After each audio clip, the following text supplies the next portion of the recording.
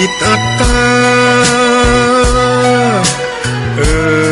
ยว่าใจแจ้งกมลแม้นใครปลงได้คงสุขล้นชีวิตมีมองมนเกิดมาเป็นคนสมบูรณ์ดับหายเพียงร่างกายไว้ชีวาแต่กุศลผลกรรมทำมาย่อมแปลงค่ากลายเป็นทุนส่งผลให้ทุกคนเวียนวนไม่สูญ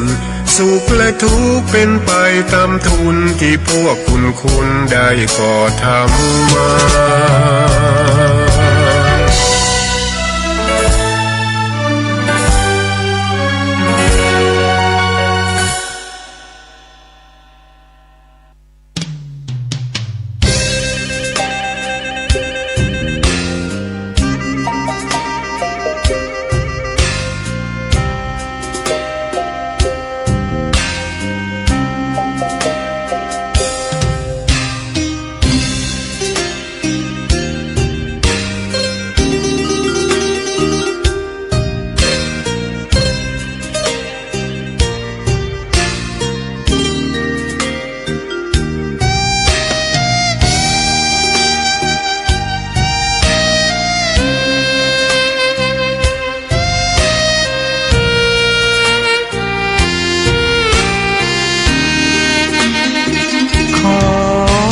ตำนาน1,300 กว่าปีแม่จามเทวีสร้างพระเจดีย์ที่วัดดอยน้อยพร้อมเจดีย์โค้งอีกองค์เคียงคู่อยู่ดอยสลับก้อนหินใหญ่น้อยร้อยเรียงน่าอัศจรรย์พระธาตุสีทองแงนมองฝูงพึ่งทำรังช่างมีมนต์ขลังพลังศักดิ์สิทธิ์บนนั้นกล่าวคำไหว้สากราบสักการะคนลุกคนชันสัมผัสถึงสายสัมพันธ์คงเป็นลูกหลานเคยร่วมสร้างบุญวัดดอยน้อยอยู่กลางยอดดอยโรยต่ออำเภอดอยเหล่าเขตติดต่อป่าสางลำพูนเดินทางปลอดภัยจากเชียงใหม่หรือสายลำพูนยินดีต้อนรับนักบุญมาร่วมสร้างทานบารมีตี3 ตี 4เปิดสถานีฟังตุลุงยองนักเทศเสียงทองชื่อเสียงดังก้องทั่วฟ้าธานีตัวจริงเสียงจริงวัดดอยน้อยแม่จามเทวี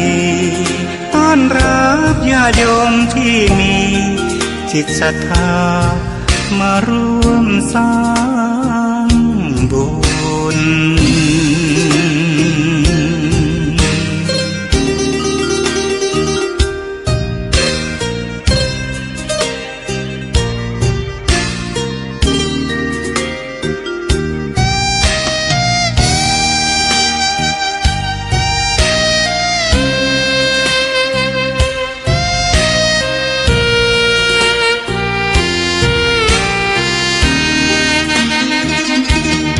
วัดดอยน้อยอยู่กลางยอดดอยโรยต่ออำเภอดอยเหล่าเขตติดต่อป่าสางลำพูนเดินทางปลอดภัยจากเชียงใหม่หรือสายลำพูนยินดีต้อนรับนักบุญมาร่วมสร้างทานบารมีตี3 ตี 4เปิดสถานีฟังตุลุงยองนักเทศเสียงทองชื่อเสียงดังก้องทั่วฟ้าธานีตัว จริงเสียงจริงวัดดอยน้อยแม่ตามเทวีต้อนรับญาติโยมที่มีจิตศรัทธามาร่วมสร้างบุญ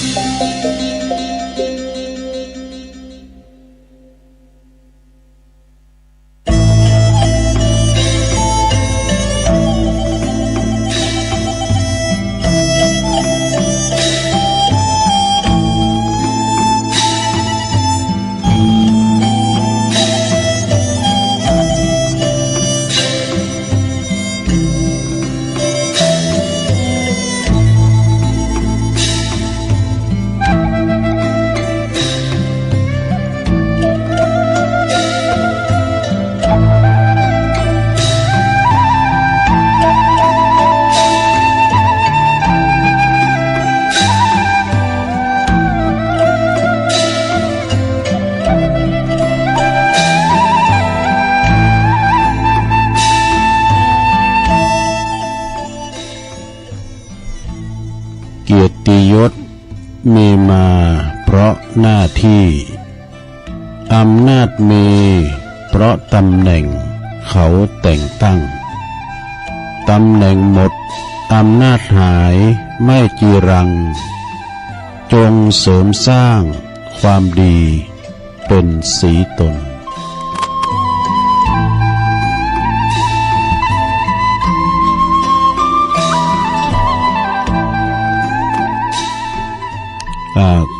ตื่นเจ้าขึ้นมายิ้มแย้มแจ่มใสทุกโศกโรคภัยหายไปหมดสิ้นก็ขอความนอบน้อมแด่พระรัตนตรัยอันมีพระพุทธพระธรรมพระสงฆ์เป็นสรณะติปึงขอกราบแนบไต่ไหวสาถวายความเคารพมายังครูบาอาจารย์พระมหาเถรานุเถระตันเจ้าคณะพระสังฆาธิการพระภิกษุสามเณรเจ้าจุโตนจุองค์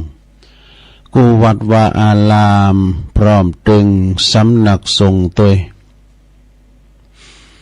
ขอเจริญปอนมายังบรรดาปออกแม่ออกศรัทธาตันสาธุชนนักศีลนักบุญคุณดีทั้งหลายบ่ว่าจะเป็นปอลงแม่ลงปอลุงแม่ป่าตั้งปีป่าหน้าเอาอาศรัทธาเตียนจองห้องวัดเท่าแก่นมกำใจยิงต่างหลายเนาะที่ได้เปิดวิทยุฟังกันอยู่ตั้งหอตั้งเฮินตั้งบ้านตั้งจองในเวลานี้เนาะก็มาฟังรายการสัพเพเหระปะกินนากะขอนลุงไก่แจ้งรายการเสียงธรรมแสงทองซึ่งก็รับผิดชอบบริหารเวลาดำเนินรายการโดยตนตัวแห่งอาตมาภาพเก่ากระผมตุลุงนันชัยวัดนาคเสโนแห่งวัดพระธาตุดอยน้อยตำบลดอยหล่ออำเภอดอยหล่อจังหวัดเชียงใหม่มาปบมาปะกันในยามค่ำคืนดึกดื่นกึ่งคืนในเวลาที่เปิ้นกันล่างลับไหลอยู่ในห้วงแห่งความนิทราเป็นอาหารตาในยามเหมาะอีนะรับโมนดีแต่ในขณะเดียวกันบางต่านบางคนนี่ก็ตื่นจุ้นขึ้นมาก่อนนอนบัลลับเนอะนอนบัลลับก็ตื่นมาจับก็ฟังเพลงลูกทุ่งเก่าๆย้อนยุคสมัยแต่ก่อนอ้อนมานี่ถึงตีสามตุลุงก็มาเข้ารายการและอันนี้มันเป็นเสียงสดๆรายการสดเนาะมาโตปินบ่ใจเทปหลังจากที่ห่างเหินกันไปหลายนัดกันเนาะตุลุงก็ติดงานพองอีน่ะไปเจองานวัดงานว่าเขากรรมของครูบาอาจารย์นะวันนี้ก็ถือว่าวางดีนะก็เลยมา ออกรายการเนาะศรัทธาญาติโยมทั้งหลายก็มาวันนี้ก็จะได้ยกวัดมาบ้านนะมาโทนกรรมต่างๆเอาก็สร้างจินตนาการว่าเราไปวัดไปว่ากันเนาะจะมีกรรมต่างๆไหวพระรับศีลก้าอีต่างอย่างกินจิวันตาลงวันตาหน่อยตามที่เราได้ทำกันมาเป็นกิจกรรมยกวัดมาบ้านแต่ก่อนอื่นนั่นก็ ก่อนที่จะเไปตั้งสถานีวิทยุคืนบุญต่างๆเนาะที่เป็นก็เกี่ยวกล้องสัญญาณอันนำเอาเสียงตุลุงนี่ไปยังหอยังเฮินได้ฟังกันถึงบ้านถึงจองเนี่ยตุลุงก็จะได้นำไหวพระเป็นเบื้องต้นก่อนเน้อเปิดความเป็นสิริเป็นมังกรเป็นมงคลกับตนกับโตกับขอบกับโคเฮาเจ้าขาดทั้งหลายเนาะอยู่ดีมีสุขเสียงโสดเสียงโยเนี่ยเป็นเสียงสวรรค์เพราะว่าไปดังถึงไหนก็ขจัดปัดเป่าโพยภัยสิ่งที่เป็นเสน่ห์จังไล่หายไปนะสิ่งน้ำสิ่งธรรมเอาละนอต่อไปพร้อมแล้วกราบหนึ่งกราบสองกราบสามอิมินาสกาเลนะพุทธังอภิปูชยามะอิมินาสกาเลนะธัมมังอภิปูชยามะ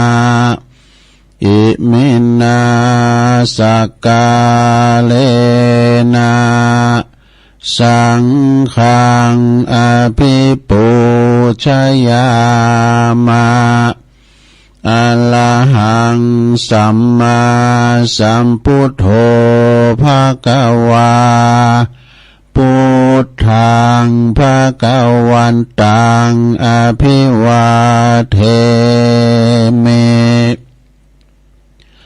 สวากขาโตภะคะวะตาธัมโมธัมมังนัมมัสสามิสุปฏิปันโนภะคะวะโตสาวกสังโฆสังฆังนะมามินะโมตัสสะภะคะวะโตอะระหะโตสัมมาสัมพุทธัสสะนะโมตัสสะภะคะวะโตอะระหะโตสัมมาสัมพุทธัสสะนะโมตัสสะภะคะวะโตอะระหะโตสัมมาสัมพุทธัสสะอิติปิโสภะคะวะอะระหังสัมมาสัมพุทโธวิจาจารณะ สัมปันโนสุขโตโลกวิโตอนุตตโลปุริสตัมมาสาลาธิสัทธาเทวมนุสสานังพุทโธภะคะวะติสวากขาโตภะคะวะตาธัมโมสันติติโกอากาลิโกเอหิปัสสิโกโอปันนะยิโกปัจจัตตังเวทิตาโพวินโยหิติสุปฏิปันโนภะคะวะโตสาวกสังโฆอุจจุปฏิปันโนภะคะวะโตสาวกสังโฆยายะปฏิ ปันโนภะคะวะโตสาวกสังโฆสามิจฉิปฏิปันโนภะคะวะโตสาวกสังโฆญาติตังจัตตาลิปุริสายุคาเนอัฏฐปุริสะปุคคลาเอสะภะคะวะโตสาวกสังโฆอาหุนายโยปะหุนายโยตักขินายโยอัญจลิกาลนิโยอนุตตลังปุญญเขตังโลกัสสติจะยันโตโปธิยามุเลสกายานังนันเทวตันโนเอวังตวังวิจัยโยโหหิจัยยสุจัยยะมังคะเลอัปปลาจิตตปันลังเกสีเสปะทะวิปุคเลอาภิเสเกสัพพะพุทธานังอากัปปะโตปะโมทัตติสุนักกตังสุมังคลังสุปภาตังสุโหติตังสุขันโนสุโมโหโตจะสุยิถังพรหมจาริสุปัฏฐคินังกายกัมมังวาจากัมมังปัฏฐคินังปัฏฐคินังมโนกัมมังปณิทิเตปัฏฐคินาปัฏฐคินานิกัตวันนะละพันตัตเถ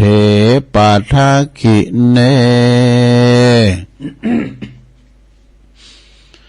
สัพพิติโยวิวัจจันตุสัพพะโลกวินาศตุมาเตภวัตวันตรายโยสุขีติกายุโกภวะอภิวาทนาสีลิสานิจังวุตตาปัจจายโนจัตตารโอธรรมาวัฏันติอายุวันโนสุขังปะลัง เอาแล้วเนาะศรัทธาญาติโยมต่างหลายตัวลุงก็ปิ้นเก้าปิ้นโหนำสวดมนต์ไปปิ้นตีเรียบร้อยก็ขอคุณปฏิตาไหลรัตนะผ่านแผ่วตั้งพระเกี่ยวเจ้าตั้งสามปากการเนาะจงโดนบันดาลมาปกป้องคุ้มครองรักษาวัดว่าอารามคงเกี่ยวตั้งสามตลอดถึงรักษายังครูบาอาจารย์พระสงฆ์องค์สามเณรเจ้าเนาะอยู่กับวัดกับว่าได้มีสง่าราศีงอกงามไพบูรณ์ในพระศาสนาปินเนอร์นาบุญศรัทธาได้มาสักการะบูชากราบไหว้ทำบุญกันนะได้เผยแผ่สัจธรรมคำสอนขององค์บวรสัมมาสัมพุทธเจ้าของเฮาไปแล้วก็พอออกไม่ออกก็ขอให้อยู่ดีมีสุขเนอขอให้มีสุขภาพ มีพลานามัยสมบูรณ์แข็งแรงหน้าแดงแสงเฮนะกินข้าวลำกินน้ำลุงอยู่ปิ้นลมโพลมใสของลูกของหลานเนาะ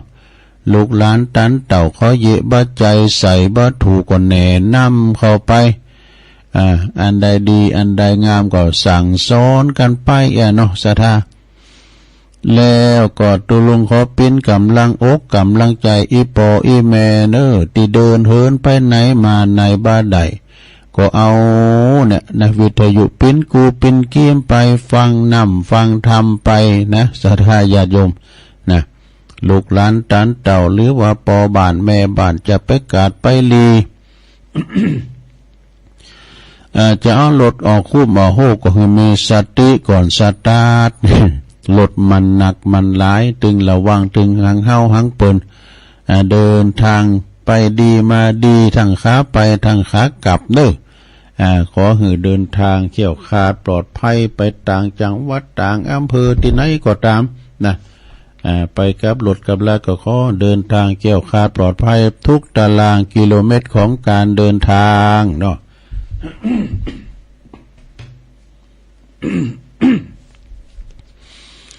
ลำดับต่อไปนี่ตุลุงก็จะได้ประกาศอันนี้กันเนอนะขอบคุณทางสถานีวิทยุในเครือข่ายที่เปิดหับสัญญาณรายการธรรมะช่วงเวลาตั้งแต่ตี3 ถึง 5 โมงเนาะก็ต้องขอบคุณทางเจ้าหน้าที่ไม่ว่าจะเป็นฆราวาสญาติโยมที่เปิดหักษาสถานีเฝ้าสถานีไม่ว่าจะเป็นพระคุณเจ้า เป็นครูบาอาจารย์เปิดหับผิดชอบนี่นะก็ก้องเกี่ยวสัญญาณนี่ไปก็ต้องขอบคุณเนอะก็ขอบคุณสถานีวิทยุคลื่นพระพุทธศาสนาการศึกษาและวัฒนธรรมเนอะของวัดไฟเห็นแต่บุสุเตปอำเภอเมืองเชียงใหม่ FM 104.50 เมกะเฮิรตซ์โดยเมตตาบารมีธรรมอาจารย์พระครูสมุวิโสวัตรวรกิจโจองค์คลงในเมืองก็ฟังกันแต่ละบัดเจ้ามาแล้วเนาะ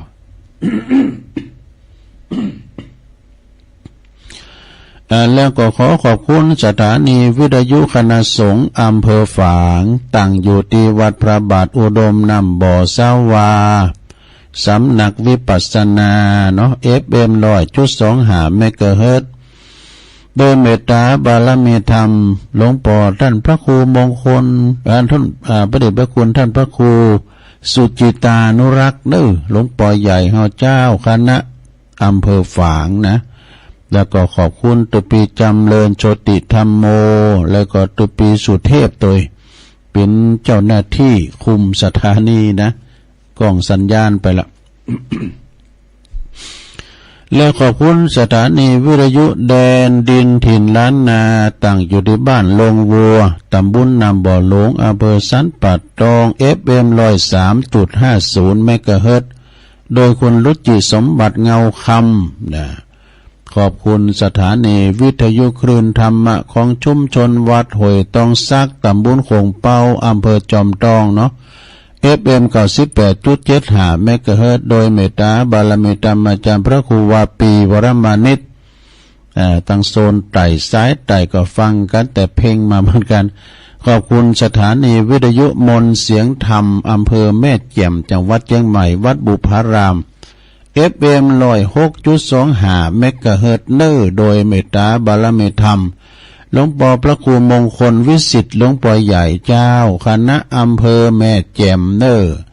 แล้วก็ขอบคุณท่านพระปลัดอุทัยทั้งสองอุทัยโดยนะติเปิ่นกล้องสัญญาณพี่น้องแม่แจ่มฟังกันหลาย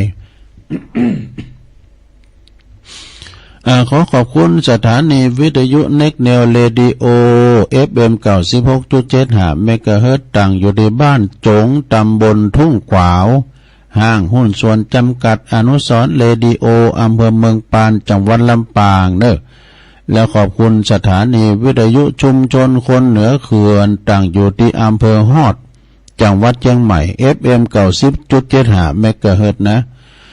ขอบคุณสถานีวิทยุเพื่อการศึกษาและพัฒนาอาชีพอาเรดิโอเน็ตเวิร์ก FM 103.00 เมกะเฮิรตซ์อำเภอเมืองจังหวัดลำปางขอบคุณสถานีวิทยุอาเรดิโอเน็ตเวิร์ก FM 99.50 เมกะเฮิรตซ์วิทยาลัยเทคโนโลยีเพื่อการจัดการกฟผแม่เมาะลำปางเนาะและขอบคุณสถานีวิทยุวิทยาลัยสงฆ์นครลำปาง มจรลำปางวัดบุญญาวาสวิหาร FM 106.50 เมกะเฮิรตซ์นะและขอบคุณสถานีวิทยุสีคำเรดิโอต่างอยู่ดีบ้านนาเหลืองนอกอำเภอเวียงสาจังหวัดน่าน FM 92.50 เมกะเฮิรตซ์นะน่านฟ้าเรดิโอ FM 100.25 เมกะเฮิรตซ์คุณลุงนิรันดร์ปันดอนตองนี่ถึงหมดถึงสิ่งนะก็หับสัญญาณลิงสัญญาณไปนำเสียงตุลุงนี้ไปถึงบ้านถึงจองเนาะ ได้ฟังกันไปศรัทธาญาติโยมทั้งหลายฟังไปก็รับไปเนอะโยมเนอะบางทีตุลุงเทศนำเทศธรรมก็เป็นธรรมก่อมรับ ทำฟังเทศฟังธรรมไปมาปะกันวันนี้ตรงกับวันเสาร์ศุกร์เอาเหล่าเสาร์เอาหน่วยวันเสาร์ตีหยังวันนี้วันที่20แล้วกันนะของเดือนมกราคมพุทธศักราช2567มานี่ดูเดือนมกรานี่เฮาแก่มาได้อยู่20วันแล้วซะท่าอันนี้เดินแรกเนาะเดินแรกของปี67นี่นะมีอยู่12เดือนนี่ซะท่าบ่เดือนนี้ก็เลย11เดือนปลายน่ะ ไป10วันนี่ฉะนั้นก็วันนี้มาพบมาปะกันหลังจากที่ห่างเหินกันไปเหมือนตุลุงก็จะเอาธรรมมาเทศพองนิทานธรรมพองตามฉบับแห่สัตตายตุลุงเอาข่าวสารงานบุญมาประกาศให้ครูบาอาจารย์พองแล้วตุลุงก็มีละจือนิดหน่อยที่จะได้อ่านให้ศรัทธาได้ฟังแถมอย่างหนึ่งก็งานบุญของครูบาอาจารย์ก็ได้ประกาศตัวเองเนาะประกาศข่าวสารงานบุญหลายอย่างหลายอันนี่ก็ฟังกันไปศรัทธาญาติโยมทั้งหลายในเมื่อว่าเฮาตื่นจนขึ้นมาแล้วก็ฟังกันไปสมมุติว่าเฮาไปวัดไปว่าน่ะเนาะไปวัดไปว่าบ่เดี๋ยวก็คุณนักคุณหลายเนาะศรัทธาศีลนี่ก็จะเป็นเดินปิงเดินสีปิ้งนี่นะเดินสีปิ้งนี่ไปก็จะต้านเข้าใหม่กันก้านี่ต้านเข้าใหม่กันเข้าเปิดเข้าสารกันเนี่ยนะเพราะว่าบางพองเปิดกดต้านแต่เมื่อวันที่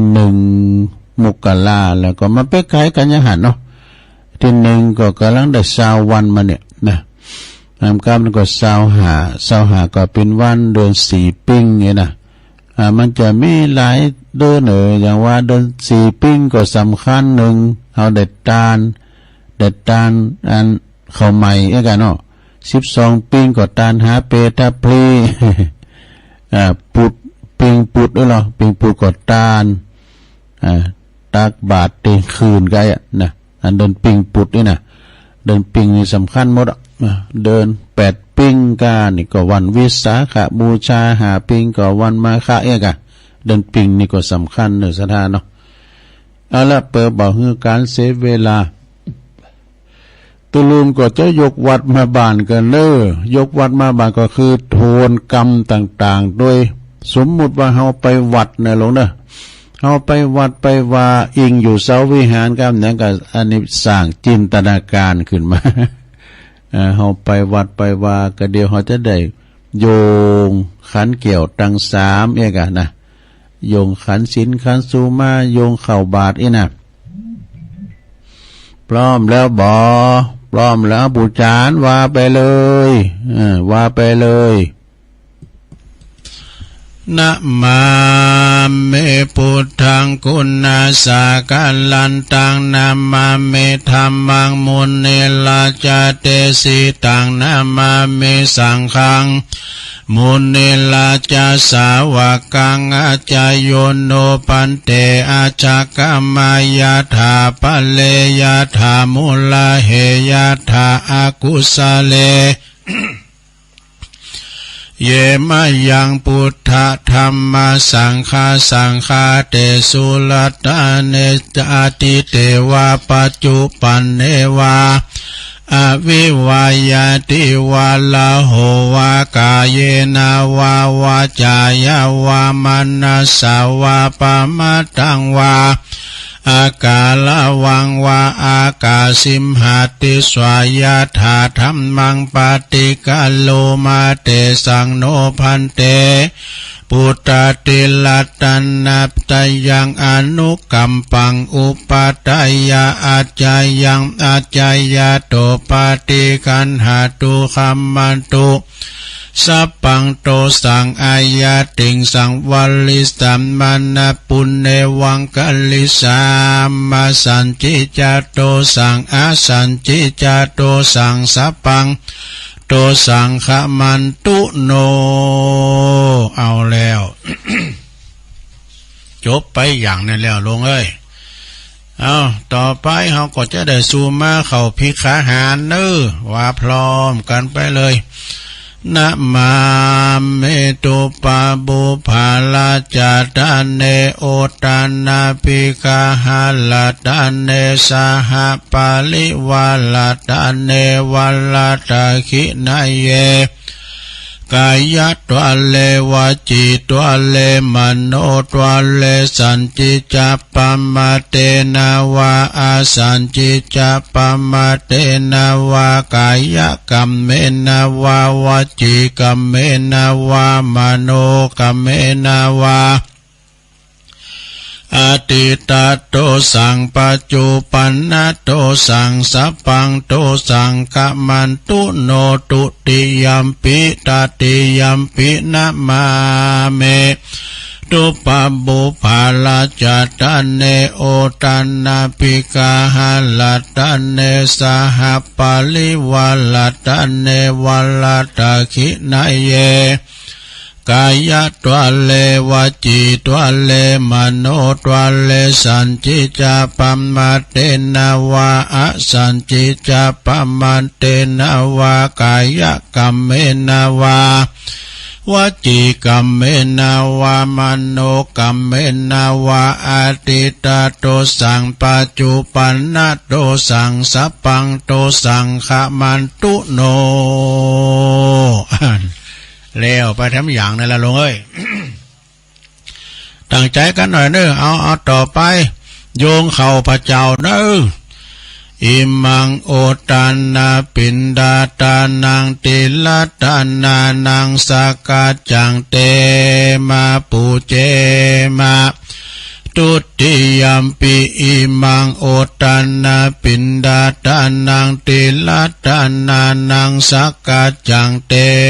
มาปูเจมาตติยัมปิอิมังโอตานาปินดาตานังติลตานานังสกาจังเตมาปูเจมาติกาลตังหิตายาสุขายายาวานิปานายาสังวาตันตุโนเอาแล้ว จบไปแถมอย่างหนึ่งแล้วลงเอ้ยปุรามนะครับเราตังลุมขมได้ยินไหนล่ะสาขาเขาตังหลายต่อไปก็โยงเข้าบาทแล้วปลามอื่นไปแล้วเนาะสาธุโอกาสะโอตานาปินดิปาตังตานังนิปานาปัจจโยโหนตุโนนิจังโอตานาปินดิปาตังตานังนิปานาปัจจโยโหนตุโนนิจังโอตานาปินดิปาตังตานังนิปานาปัจจโยโหนตุโนนิจังเอาแล้วสัทธาญาติโยมทั้งหลายกรรมต่างๆก็มีเปงเต้าอี้ต่อนนี้ไปเฮาลุกไปไหนปู่จานก็ลุกไปต่างแถวเด้อจะใส่บาตรกันแล้ว ไปต่างแถวปุ่นโฮงหลวงคูบาปุ่นนะพอใจเตวบุตรอยู่แถวหน้าแม่ยิงเตวดาอยู่แถวหลังแน่แล้วก็ปากันถอดแคบถอดเกือไปนู่ไปไม่หมูก็ถอดกุ๊บไปชุบแคบก็ถอดรองเท้า เอาภาชนะข่าวรุ่นบาทขยโยมไม่น่ามดเกี่ยวค้ำม้ามจูข้าหลอนหมูในสูไปไหนหูยเป็นนางกลุ่มงุ่มก็ย่าเนาะเป็นมากดไล่กดลาวกดไล่กันเนาะปากันสอหักกะละมังทางเปี้ยช่วยกันอ้าวแล้วปุรามเอาสวยไปหนิมนตุลุงทาเอาลุงมา ตุลุงทาเอาละเนอตอนนี้ต่างอกต่างใจเนอลงเนอหูยวันนี้คุณมาหนักมาหลายตึงใจตึงยิงเนาะวันนี้เปิ่นตุดกันมาหลายปีวันนี้คุณหลายหัวขอมสาปีนี้คุณหลายด้วย ท่านสจ.ก็มาท่านนายกก็มารองนายกปอหลวงชมรมกำนันผู้ใหญ่บ้านพออ้อเบอร์ก็มาเนี่ยปอหน่อยปอนั้นปอจานละวัดไผ่มขาสะคูนอยู่กันระยะห่างหน่อยดู เอากันละมั่งทั้งเป้พร้อมแล้วเนาะโยงเข่าติดโรติดเก่าเนาะลำเปิงว่าข้าวของข้าพระเจ้าขาวดังดอกบัวยกขึ้นเหนือหัวถวายแด่พระสงฆ์จิตใจจำนงตรงต่อพระนิพพานขอให้ถึงเมืองแก้วขอให้แคล้วบ่วงมารขอให้ทานศาสนาพระศรีอานในอนาคตการโน้นเทินสาธุเอาละเนอตอนนี้ตัวลุงทาเขาเตียวละเนอเดินแล้วนะศรัทธาทั้งหลายเปิดความเป็นการเคารพต่อครูบาอาจารย์ที่เดินด้วยเท้าเปล่าถอดแคปไปเนอสุขโหมะสุขโหมะไปใจเนอจะไปอู่การเงียบนะครับโอ้เขารุ่นบาทเขารุ่นเรือติดตุลุงทาเบียมีไหนขยมโอ้ขใจนะถอเข้าใส่กระสอบก้านี่ถอเข้าใส่กะละมังทางเปกว่าประกบเลยคุณมาหลายตัวเจ้าพระนายมีหน่อยเดียว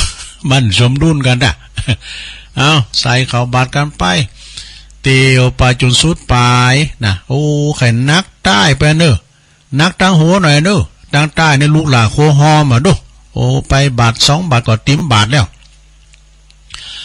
ในเมื่อว่าครูบาอาจารย์รับบาทมาปิ้นตีเรียบร้อยนะขึ้นอยู่บุ้นเต็นสังนางปิ้นตีเรียบร้อยละศรัทธาเขาเข้ามาในศาลาวิหารเนออ้าวไผที่เขาตีมือก่อนล่างที่ก๊อกให้ก็ได้ริมกินให้ก็ได้เป็นอย่างเนอ เอามาทางในจะไปนางพิธีนะกันนางพิธีมันสลุงมันปัดกันนะศรัทธาเนาะเอานางตีไหนตีหันเนอปีหลายน้องนักวันนี้เขาจะได้เริ่มเนอจะได้เริ่มทำพิธีแล้วสงบกันเนอระงับฮับปากเนอต่อไปน้อมจิตน้อมใจบินหน้ามาตั้งพระประธานในวิหารศาลาพี่เนอตอนนี้ไปก็จะได้เริ่มพิธีละนะโอ้วันนี้ท่านพอเฮามาเนาะเขาจะได้เจริญปอนอาจจะได้ขอท่านพอมาเป็นประธานในการจุดเทียนถูกปูชาพระรัตนตรัยนะเอาปูล้ำจุดเทียนชนวนตั้งมั่นไว้ก่อนเนาะเอาละเนอศรัทธาเฮาเนอน้อมจิตน้อมใจเนอเจริญขอเชิญท่านพอคงเฮนเฮาได้เป็นประธานในการจุดเทียนถูกปูชาพระรัตนตรัยทุกท่านปนมมือเนอในเมื่อว่าท่านพอคงเห็นเฮาจุดเทียนถูกปูชาพระรัตนตรัยเป็นที่เรียบร้อยผู้ช่วยเกณฑ์ขันศีลหืออันตุลุงทากรรมนะเอาล่ะเนาะเมื่อทุกอย่างเรียบร้อยปูจานว่าไปเลยมันลาแล้วไฟใหม่หลงเข่าต้มเต้นเหมือนขา เพื่อจะไปการกันอยู่เอาเลยนะเอาละเนาะตอนนี้ไปเนื้อสดาญาติโยมดังหลายอีปอยแม่เขาต่างอกต่างใจกันนี่เอาแต่นะเอาจะได้อาราธนาศีลแล้วก็หับศีลกันเป็นลำดับต่อไปเนอะ มะยังพันเตติสาลเนนะสหปัญจศีลานิยาจามะตุติยัมปิมะยังพันเตติสาลเนนะสหปัญจศีลานิยาจามะตติยัมปิมะยังพันเตติสาลเนนะสหปัญจศีลานิยาจามะนะโมตัสสะภะคะวะโตอะระหะโตสัมมาสัมพุทธัสสะนะโมตัสสะภะคะวะโตอะระหะโตสัมมาสัมพุทธัสสะนะโมตัสสะภะคะวะโตอะระหะโตสัมมาสัมพุทธัสสะพุทธังสรณังกัจฉามิธัมมังสรณังกัจฉามิ สังฆังสารนังกัจฉามิตุติยัมปิพุทธังสารนังกัจฉามิตุติยัมปิธัมมังสารนังกัจฉามิตุติยัมปิสังฆังสารนังกัจฉามิตติยัมปิพุทธังสารนังกัจฉามิตติยัมปิธัมมังสารนังกัจฉามิตติยัมปิสังฆังสารนังกัจฉามิติสรณคัมมนังนิธิตังปานาติปาตาเวละมะเนสิกขาปะตังสมาธิยามิอาทินนาทานาเวละมะเนสิกขาปะตังสมาธิยามิกาเมสุมิจฉาจาลาเวละมะเนสิกขาปะตังสมาธิยามิมุสาวาทาเวละมะเนสิกขาปะตังสมาธิยามิสุราเมรยะมัชฌะปมาตฐานาเวละมะเนสิกขาปะตังสมาธิยามิอิมานิปัญจสิกขาปทานิสีเลนะสุขติงยันติสีเลนะโภคสัมปทาสีเลนะนิพุตติงยันติตัสมาสีลังวิโสทะเยสาธุสาธุสาธุเอาแล้วศรัทธาญาติโยมต่างหลายตุลุงก็ปั้นศีลไปพินตีเรียบร้อยรักษาไว้ดีๆนะลงเน้อไปเสมันหายถ้ามันหายก็พิญญังเสาหน้าตุลุงก็มาปั้นแถมอันนั้นเนาะเป็นธรรมดารักษาไว้ศีลเป็นอภรณ์ติงดงามเน้อศรัทธาถ้าไผมีศีลเนี่ยนะผู้นั้นจะมีสุขมีความสุขตลอดปีตลอดวันตลอดเดินเน้อถ้าว่าเฮามีศีลเนี่ยอยู่ร้อนห้อนตุกเน้อศรัทธาเนาะนะฉะนั้นมีศีลหาประดับจิตประดับใจไปนะเอาละตอนนี้ไป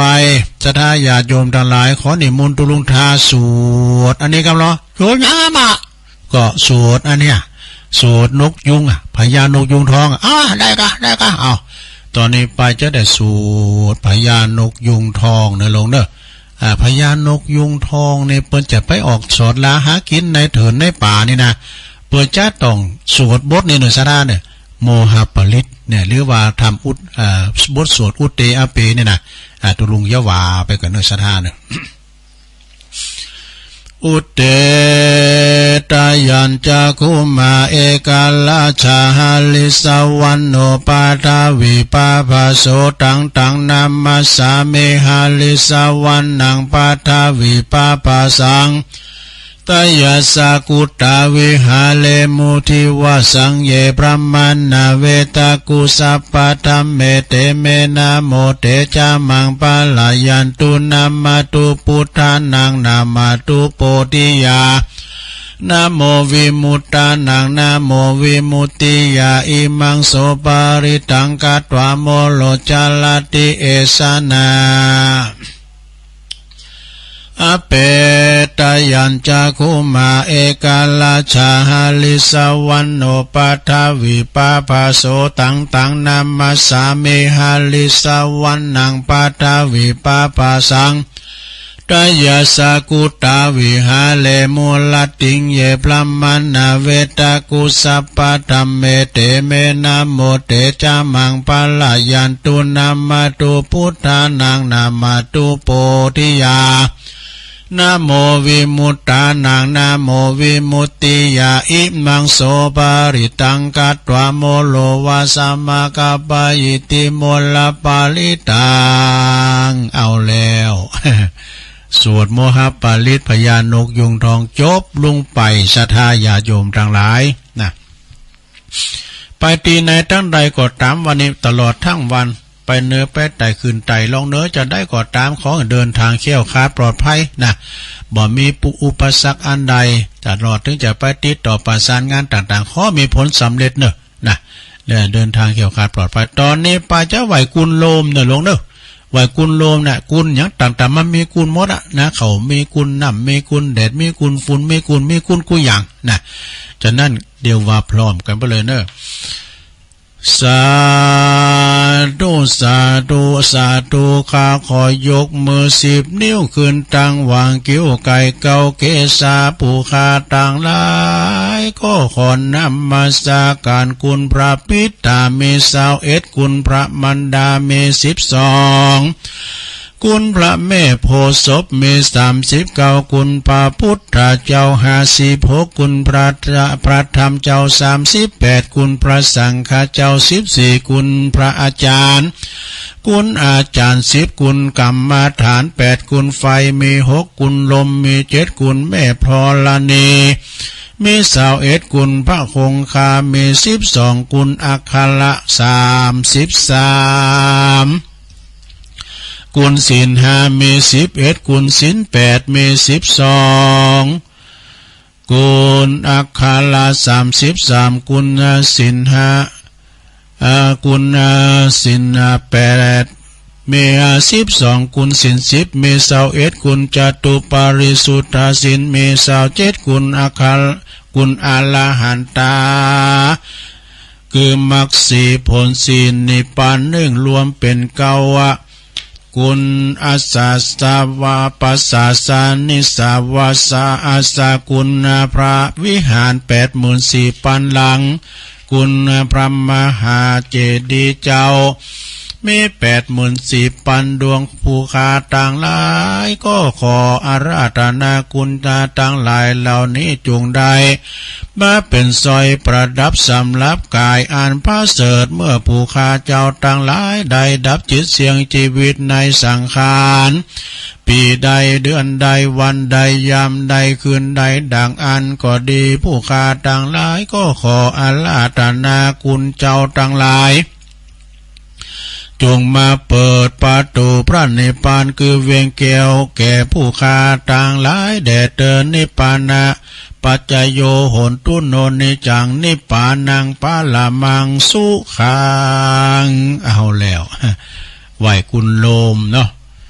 ก็เรียบร้อยไปต่อไปอย่าแฮมดูแผ่เมตตาเนอะคำนี้นะจะแผ่เมตตาแล้วก็อีตั้งอย่างกินจิปินลำดับต่อไปการแผ่เมตตานี่ก่อนจะแผ่ให้สัมภสัตทั้งหลายเฮาแผ่ให้ตัวเก่าห้อยก่อนเด้อแผ่ให้ตัวเองก่อนว่าพร้อมกันไปเลยอาหังสุขิโตโหเมขอให้ข้าพระเจ้ามีความสุขนิทุกโหเมปราศจากความทุกข์อเวโรโหเมปราศจากเวรอภยาปโชโหเมปราศจากอุปสรรคอันตรายทั้งปวงอานิโคโหเมปราศจากความทุกข์กายทุกข์ใจสุขีอัตตานังปริหาราเมมีความสุขกายสุขใจรักษาตนให้พ้นจากทุกภัยทั้งสิ้นเถิดนี่ อันนี้เป็นแผ่เมตตานะเป็นแผ่เมตตาให้ตัวเองต่อไปแผ่เมตตาให้สัมภสัตทั้งหลายน้อยใหญ่เนอะนะว่าพร้อมกันไปเลยสัพเพสัตตาสัตว์ทั้งหลายที่เป็นเพื่อนทุกข์เกิดแก่เจ็บตายด้วยการทั้งหมดทั้งสิ้นอเวราโหนตุจงเป็นสุขเถิดอย่าได้มีเวรแก่กันและกันเลยอัปปยาปัชชาโหนตุจงเป็นสุขเถิดอย่าได้เบียดเบียนซึ่งกันและกันเลยอนิคาโหนตุจงเป็นสุขเถิดอย่าได้มีความทุกข์กายทุกข์ใจเลยสุขีอัตตานังปริหารันตุจงมีความสุขกายสุขใจ รักษาตนให้พ้นจากทุกภัยทั้งสิ้นเถิดเอาแล้ว อันนี้เป็นอันคำแผ่เมตตาเด้อเนาะเอาต่อไปเอาเป็นไทยอะไรทำไมหน่อยนะเนาะสตานะข้าพระเจ้าขอตั้งจิตอุทิศผลบุญกุศลนี้ไปให้ไพศาลถึงบิดามารดาครูอาจารย์ทั้งลูกหลานญาติมิตรสนิทกันคนเคยรักเคยชังแต่ครั้งไหนขอให้ได้ในกุศลผลของฉันทั้งเจ้ากรรมนายเวรเทพเทวันขอให้ท่านได้กุศลผลนี้เถิด เอาแล้วศรัทธาญาติโยมทั้งหลายนะการที่ว่าเฮาได้วากรรมต่างๆเนาะตั้งแต่โยงเข้าบาตรกรรมสังต่างๆทั้งหลายเนี่ยศรัทธาญาติโยมมันเป็นการที่ว่าย้อนความจำเขาด้วยเนาะต่อไปเอาเป็นเมืองกรรมนะศรัทธาเอาเป็นเมืองคือจะได้สวดแผ่เมตตาเนอะแบบปื้นเมืองเนอะอย่างกินจี้นะเอาเกมน้ำยาด้วยเนอะ ในนี้นะอิตังทานกัมมังเนปานาปัจจายโยโหนตุโนเนจังอิตังศีลกัมมังนิปปานาปัจจายโยโหนตุโนเนจังอิตังภาวนากัมมังนิปปานาปัจจายโยโหนตุโนเนจัง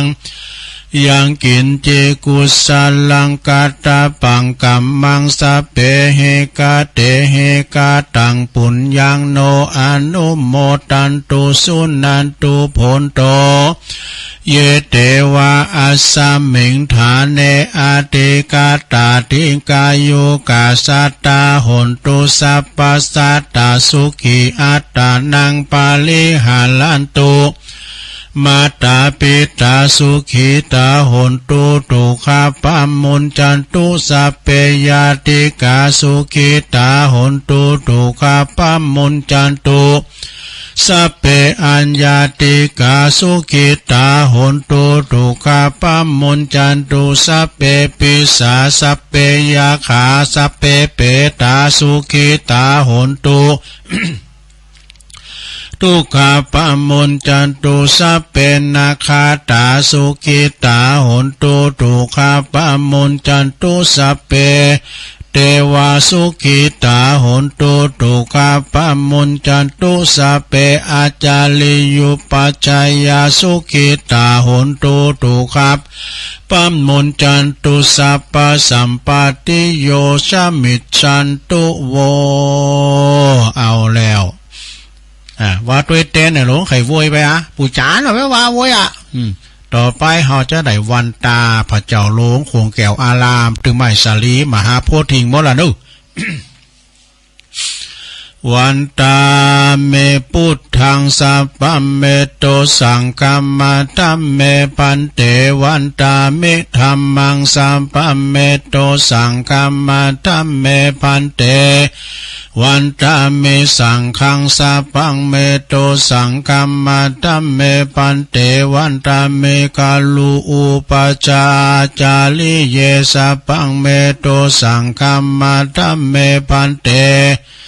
วันตาเมกัมมัฏฐานังสัพพังเมโตสังคัมมาธัมเมปันเตวันตาเมอารัมเมปัตตาสิมายังสัพพังเมโตสังคัมมาธัมเมปันเตวันตาเมเจติยังสัพพังสัมปัฏฐานเนสุมปะละเดนติตาสาลีลาธาตุมหาโพธิงพุทธรูปังสักกาลังสัตตนาคาโลเกเทวะโลเกพรหมโตเกจมปูติเปลังกาติเปสาลีลาธาตุโยเกสาธาตุโยอะละหันตาธาตุโยเจติยังกันตะกุติงจตุรสีติสาหัสติตัมมะกันเตสัพเพตังปาตาเจติยังอาหังวันทาเมสัพพะโส วันตาหลงจบไปแล้วต่อไปบินหน้ามาตังครูบาอาจารย์เมตุลุงทาเป็นเก้า เอาจะได้สูมากาละว่าครูบาอาจารย์เนอหมอพลุงเนอว่าวันตาหน่อยพร้อมกันไปเลยวันตาเมปันเตสาปังอัมปัลลาตังกัมมาธัมเมปันเตมายากาตังปุญญังสามินาอนุโมติตาปังสามินากาตังปุญญังไมหังตาตาปังสาธุสาธุอนุโมทาเมจัตตาโลธรรมาวัฏันติอายุวันโนสุขังปรังสาธุสาธุสาธุ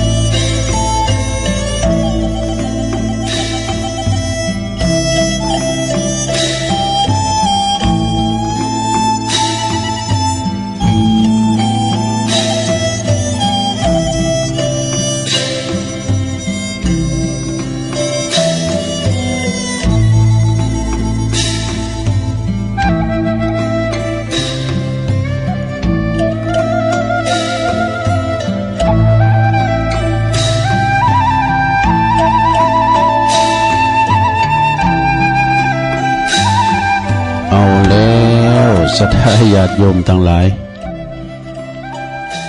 หลังจากที่เฮาได้ทำกิจกรรมไปยกวัดมาบ้า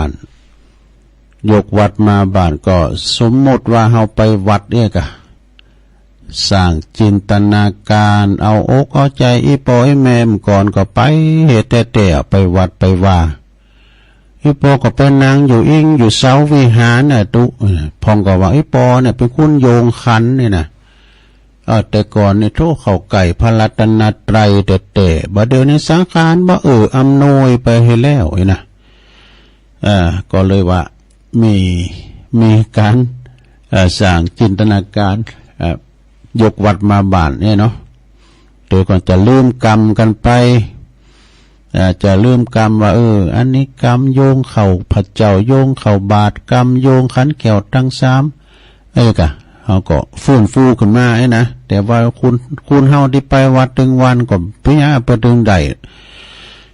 แต่บางวัดเนี่ยเปิ้นก็อ่อนหนักแล้วนี่กันเด้อโธ่เปิ้นแม่ทำลายอยู่แหละนะอันนี้ก็เอาไว้แค่วัดเตาอิ่มได้เอามาโทนความจำกันเนาะเหมือนกับเขาสวดถึงวันนะอย่างเขาไปเขากรรมก้านี่ไปที่หันที่นี่เขาก็ไปรวมกับครูบาอาจารย์ต้นนั้นไปก็สวดไปอย่างหนึ่งไปรวมกับครูบาอาจารย์แถมตีนี่ก็สวดไปแถมอย่างหนึ่งมันจะเหมือนกันหรอกแต่ก็สวดนี่ก็มาอย่างเดียวกันนะฉะนั้นศรัทธาญาติโยมการที่เฮาได้ฟังฟังธรรมก็ดีฟังเทศก็ดีก็เป็นการเพิ่มเติมเสริมปัญญากันไปเนาะก็นี่พระพุทธเจ้าเปิ้นจะไปตีหันตีนี่ก็เดี๋ยวเปิ้นจะแสดงธรรมกันเนี่ยก็มีคนมาขอฟังธรรมว่ะ มีเรื่องเล่าไว้นะในอันนิทานธรรมก็ว่าได้ก้าเนี่ยเนาะเรื่องของอุบาสกหาคุณที่มีกิริยาแตกต่างกันไปในการที่เวลาฟังธรรมฟังเทศเนี่ยคุณลุงก็เคยว่าแล้วนะอันนี้มันมีในหนังสือเด้อเพิ่นก็บอกว่าไม่อยู่หันวันหนึ่งเด้อพระพุทธเจ้าเพื่อจะเดินสันติไปเมืองโกสัมปีไปพร้อมกับพระอานนท์ซึ่งเป็นพระอุปถากติดตามลามด้วยไปตลอดเวลาพระอานนท์นี่ไปเข้าถึงกลางป่างาไม้ก็ไปประสัยอุบาสกทั้ง5คนอุบาสกก็คือคุณเฒ่าปัจจายกันเนาะอุบาสกมีอยู่5คนด้วยกัน ปากันไปนะขอฟังธรรมกับพระพุทธเจ้าฟังธรรมก่อนนี้เปิ้นมีวัดมีว่าเป็นหนักเนาะแต่ก็เอาแสดงธรรมตามตุนไม้ตุนตอกไปตังกลางป่างาไม้อีกในขณะที่พระพุทธเจ้ากำลังแสดงธรรมนะในคืนเป็นกลางคืนดอกคุณที่ฟังธรรมมกลางวันในกันนะเป็นวันกลางวันคุณฟังธรรมต่างหากคุณนี่ก็บ่เหมือนกันสักคุณฟังไปคุณอย่างคุณที่หนึ่งนั้นฟังธรรมไปก็มูบเงาลับไปวะนะมูบเงาลับไปก็คือกระงกก็ลับไปกันเป็นธรรมกล่อมลับอย่างตุลุงนะกัน เป็นธรรมกล่อมลับก็ฟังธรรมไปมันต้องมีนะใช่ไหมอย่าว่าเฮานอนลับก็เนี่ยกวีกลางวันก็ดิ่มขึ้นก็ดีนะเอาทำมาเหลียบสักกรรมเลยนะจะตีทำไว้นะมาดึงก็เดินนั่งตาหย่อนเลยกันนาตุกเก่าตีได้เลยกล่อมตุกเก่าลับอยู่นี่มันเป็นธรรมกล่อมลับอย่างว่านะ คนที่หนึ่งนะฟังธรรมไปก็โมบเงาลับไปวะนะแล้วแถมคนหนึ่งฟังธรรมไปคนที่สองเอามือขีดพื้นนี่นะขีดพื้นก็คือขีดดิ้นในมันจะขีดไปจะคือใจนะฟังธรรมไปก็ขีดดิ้นลิ่นไปวะคนที่สามก็ฟังธรรมไปไข่ยาวตุนไม้ โหนตุนไม้ตุนหนึ่งไปหาตุนหนึ่งวะคนที่สี่นะฟังธรรมไปแงนพออากาศนะแงนพอบุญเมืองฝ่าวะและทำคนหนึ่งฟังธรรมไปโดยความต่างอกต่างใจฟังธรรมเป็นสมาธิดีนางนิ่มนะปฏิบัติดินบัดโต้งอย่างเปิ่นฟังอย่างปออกสถาเนี่ยนะฟังธรรมไปโดยเคารพในธรรมนะแต่ถ้าเปิ่นตีธรรมไว้นะเขาไปเดิดก็ดีเนี่ยเพราะว่าเคารพในธรรมมีอันข้างหนึ่งพระพุทธเจ้ากำลังจะเข้าวิหารเนาะคนเฒ่าก็ฟังกันด้านติ้มนั่นน่ะปะเนนเปิ่นตีธรรมในบนวิหารน่ะพระพุทธเจ้าก็โอ้เขาจะเข้าไปตอนนี่ก็หันว่าผมเคารพธรรมทำไมน่ะการเข้าไปนี่ทุกคนก็จะต้องแตกตื่นกันก้านี่แล้วเนนก็จะได้ประมาด้วยกัน พอเก่งดูเป็นมาเนาะกูเป็นอันอีกเพิ่นก็เลยยืนฟังธรรมจนเน้นเตียจบว่ะดูเนี่ยเพิ่นว่าเคารพในธรรม แต่ทั้งบ้านนอกซ้ำเตือนนะ ตุเจ้าเตทำไปกับพี่สองทำมาสามทำมาเปิดแข่งกันเนี่ยนะ มันก่อนเพิ่นฟังอันนะแข่งกันไปอันคุณที่สี่ที่ห้านี่ฟังธรรมโดยความตั้งใจว่ะนะนิ่มฟังธรรมนะบ่มีกิริยาวอกแวกอย่างสักอย่างหลังจากที่พระพุทธเจ้าเตจบแล้วก็มีความสลั่งสังกาอยู่ในจิตในใจของพระอานนท์ซึ่งเป็นพระอุปถากปัดวีอยู่ตั้งหลังตลอดเวลาทำไมคุณตึงหานั้นฟังธรรมยังเหมือนกันสักอย่างไปคุณอย่างหลังจากนั้นพระอานนท์ก็เลยถามพระพุทธเจ้าว่าเหตุไฉนควรถึงฟังเหมือนกันพระพุทธเจ้าก็เลยตรัสแก่พระอานนท์ว่าดูก่อนอานนท์พวกที่เป็นฟังธรรมที่มันทรงแสดงธรรมอยู่นั่นนะบางคนก็ตั้งใจฟังบางคนก็บัดตั้งใจฟังนะพระพุทธเจ้าเลยตอบว่านะเพราะว่าพวกนี้เป็นว่าเคยชินกับกิริยาอย่างนี้มาในชาติก่อนแล้วในอดีตชาติก่อนแล้วนะคือคนตีนหนึ่งนั่นนะฟังทำไปนะฟังเหมือนกันเช่นฟังทำไปก็คือเกิดเป็นอันจะแรกเกิดเป็นหนักใช่ป่ะเนี่ยเกิดเป็นหนักเป็นงูเนี่ยก็ฟังไปก็กึดไปก็ไฟในขีดโลขีดต้มนะเนาะอยู่ปอดอยู่หูดก็เลยฟังทำไปก็มูบเงาลับไปเลยคือว่าเกิดมาเป็นหนักว่ะจัดแล้วพลังเกิดมาเป็นหนักติดกันมาถึง500จาดอ่ะดู คุณแล้วกันนะจัดแล้วปังหลังเกิดเป็นหนักว่ะติดกันมา500จาดว่ะ คนที่นางฟังแล้วเขย่าก็ขีดดิ้นลิ้นก่อนก็เดียวกันเนอะกิริยาก่อนนั้นก็คืออันคุณแรกนี่เกิดเป็นนาคนะจัดแล้วปังหลังเกิดเป็นนาค500จัดแล้วคุณตีอันนี้เขย่าตุนไม้แล้วก็คือเกิดเป็นลิงติดต่อกันมา500จัดแล้วดูแล้วคุณที่ขีดดิ้นลิ้นเนี่ยเป็นจัดแล้วเป็นใส่เดินไปขี่เดินวะ ไฟในดินฟังเหมือนกันน้ำเจมฟังไปก็ขีดดิ้นลิ้นไปแล้วก็คนที่ฟังไปแล้วก็แงนพอเดินพอดาวแงนพอบุญเมืองฝ่าบุญอากาศพอดาวจัดแล้วก็เกิดเป็นหมอดูมาถึง500จัดวะดูเกิดเป็นหมอดูดาวติดกันมาถึง500จัดวะดูคนที่ฟังทำไปแล้วก็ เกิดเป็นพราหมณ์นะ เกิดเป็นพราหมณ์ถึงมาเล่าไตรเพศมาถึง500จัดนี่และอีกอย่างหนึ่งนี่ธรรมะของพระพุทธเจ้านี่เป็นของที่สัตว์โลกบ่เคยได้ยินได้ฟังนะเพราะเคยได้ยินแต่เสียงหยังเรื่องอื่นที่บ่มีสาระประโยชน์มากนักนะก็มีเรื่องมีร้องลำทำเพลงอีเป็นต้นนี่นะดังนี้นะประมาณแล้วก็เรื่องนี้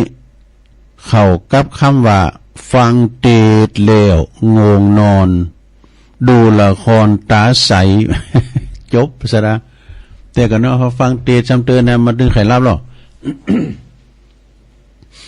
ถ้าเรื่องงานละครดนตรีครับเนี่ยตาใสเปล่งแจ้งมันดึงไขหันอยู่หันเนาะอีน่ะไขหันอยู่หันเนาะอันนี้ก็เป็นเรื่องเล่าเนื้อสถานมันในธรรมนะเอามาเล่าสู่จู้กันฟังไปศรัทธาญาติโยมเอาแถมเรื่องหนึ่งอันนี้ก็เดียวเอานี่มันเล่าไว้ก่อนเนาะที่แรกตุลุงบอกว่าจะเต